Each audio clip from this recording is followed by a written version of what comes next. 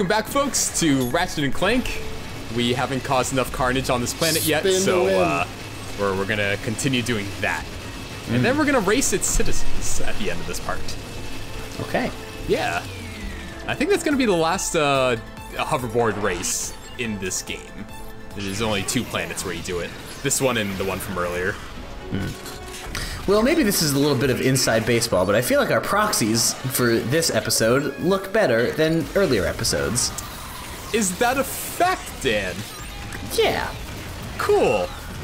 I don't know what the reason is. Maybe I upped the bit rate. Maybe these files... How large were these files when you guys downloaded them? Were they That's like a good massive? question. Let's find out. Okay. Because I don't have to download these things. These ones are on my local computer. 467 and 358. Those seem a bit higher than the usual size I export these at. Yeah, a little bit. Usually I think I try to get them down to like 200. But maybe that day I just wasn't feeling it. Want to give you guys some more bits. Well, the game looks great, Will. Hey, that's that's what I really liked Ratchet and Clank when it moved over to like to the PS3 era, because I thought like Ratchet and Clank just is a game that really it looks nice. So on the PS on the PS2 where it debuted, I just felt like it didn't. Like the graphics weren't doing the game justice for like the lush environments they were trying to create. Is PS3, are those games in 60 or are they 30? I believe they are in 30. Oh, okay. Yeah, could be wrong, but pretty sure it's 30. And that's when they moved over to like this whole like Pixar look and approach to animation, and it looked great. What's with you and sheep abuse? Sheep, you know what? It's the inner Spyro player in me. I've grown up thinking that I need to destroy all sheep for fodder so that I can keep Sparks alive. So when they introduce sheep in this game, it's like, well, I gotta get that fodder, man. Okay, you know what? That's fair. That is fair. Yeah. I really think this game looks better than it needs to, and that's a compliment. Like, it's like, you know what? They've made not as good looking Ratchet and Clank games before, and it's fine. But it's cool that there is a game where it does have these like really nicely illustrated environments and like all this cool stuff going on in the background. Yeah, totally. They didn't have to do that for this game, you know? No, it just adds the overall presentation and experience. Yeah, which I appreciate, because like again, like ever since the first game, they've had like crazy ideas for environments and stuff, and now that they're able to, now they have the technology to really draw them out. Literally, it definitely pays off. To be honest, now I can't stop thinking of like a very cliched sort of sci-fi scene. It's like, we need to remake Ratchet and Clank. We can rebuild it. We have the technology. They rebuilt that game. They did that. They didn't really rebuild it. They called it the first game and made a completely different game. Oh really? Yeah, nothing.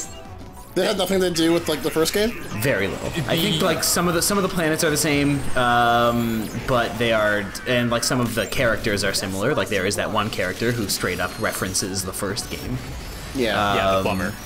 Yeah, the plumber guy. And so like there's some connect there, but and like sort of the general plot is the same.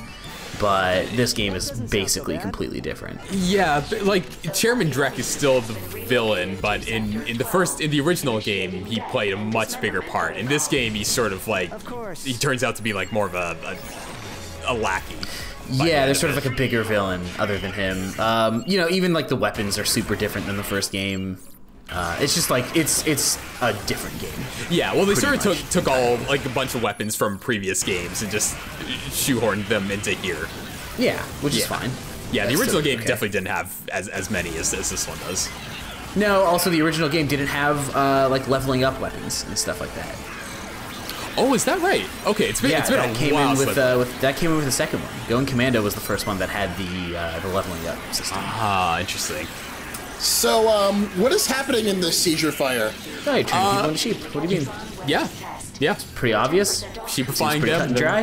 Yeah, and then we turn them into gears so that we can pay for things and get more weapons, turn more enemies into sheep, and then it's a vicious cycle, Jordan, but a necessary one. So, Will, would you say that you turn them into Metal Gear? That's a bad joke, Jordan. Oh, Jesus Christ, Will! Oh, I hate this. In my head for like a God. second. That required teamwork, Will. Yeah, Internet 5. Wi-Fi. Clank and I In my head, for a split second, I was like, "Don't do it," and then the words just came out, and here we are. Dan, you okay? You okay? You hang in there? Dan has left the call. What? I'm here, unfortunately. I've never heard Dan this down, like just ever. competitors? Of course. So. Bit of a flood problem. The blog bombed our dam this morning. Oh, what's happening in this part? Displays them, do you? I think we're about to raise some people, but maybe not, because there's like a hydro pump there, so I think we might have to do something before that. I think you have to get the board, Oh, okay. maybe, Just or something. Yeah.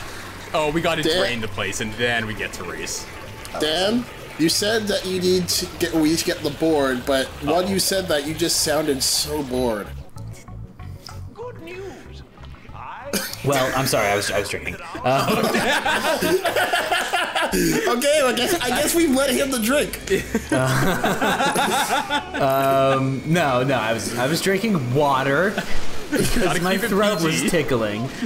I mean, this is actually probably the most boring part of this game. It's not terrible, it's fine, but I'm, you know, I could have done without it. Oh, what, the races in general? Yeah, I feel like this stuff is, I guess, because is this the second race sequence in this game? This is the second race sequence. I think this one's maybe better than the first one, which is a little bit slower and less interesting. But I think stuff like this is kind of a holdover from like the old school 3D platformer era, where it was expected that you would have a bunch of different sort of mini games wrapped up in your one game. Yeah. I don't know. I think it. I don't think it's terrible, because there is definitely the potential for these types of sequences to be really terrible and like really break the flow of the game and be this thing like, you know, Ratchet and Clank is not a fucking. It's not a skateboard racing game. It's a platformer where you shoot guns. So expecting it to be a very good skateboard racing game is like not going to happen. But this But is also... like, it's acceptable. So This you is know also what? like Insomniac's MO, because ever since Spyro 2 Ripto's Rage, they've been shoehorning in like just weird sequences of like playing hockey Yeah. and like it's actual skateboarding that where you Yeah, have to do, like, it helps that tricks these and segments stuff are at at least once. like easy, so they're not super frustrating. But Yeah. it's not necessarily what I want to spend my time doing. You know? Yeah, but that being said, though, you know what this is all missing? Yu-Gi-Oh, Space Jam No. music, enemy No. stands. Gundam. Yes, all of that and the Sonic R soundtrack. Oh god, yeah. This racetrack in particular reminds me of Sonic R. Yeah, it does. Yeah, like the first and the last level.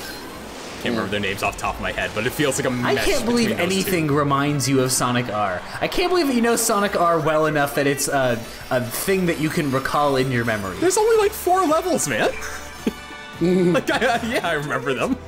I mean, listen, I did buy that game on PC and beat it in a Saturday morning, but like, I did it one time because I was like, well, this game is bad. I'm never gonna play this again. We've already been through this, and we've We have. already concluded that Sonic R is an unbridled masterpiece.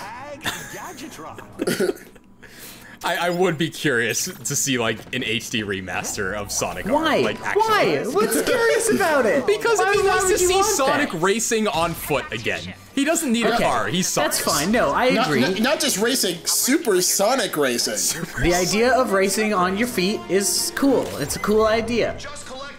Yeah. The only one who needed a car or like an Eggmobile was Amy and Robotnik, respectively. That's it. That's all he needed. Like, here's the weird thing, though, is like if you're designing that game, if you just put like acceleration on the right trigger, like you would normally in a racing game, that doesn't feel like running. But if you just make it so that you're like pushing forward on the joystick for a racing game, that's awful. Yeah, but that is how the original one worked, right? Oh no, it was on keyboard, so like I think it was like Well, going up or I something. mean, because I was on a PC, it was on a keyboard, but Yeah. it would normally be on a controller, I assume, right? Yeah, I think because they made ports of it. Yeah, like for the GameCube and PS2. So as a part of like Sonic It's a Mega really Collections. weird concept to make a game of. I would love for someone to take that concept and actually make it good, but I think it's a really hard thing to design around. You know what the LSAT you know what LSAT hoverboard sequence was missing? Surfer music. Because why the fuck not? I actually agree with you on that. I don't disagree at all. That could use some surfing. Yeah. I actually don't remember the music at all during that sequence. It's No, like pretty I've said forgettable. before, I think the music is not super memorable in this game, and that's a bit of a bummer because I really like the music in the original Ratchet and Clank game. Yeah. Yeah, like they use like for the cutscenes, but this is just music they've taken from the score of the movie. But even this stuff isn't like that memorable. Wait, did they say like deplanetizer? That's Drek's thing.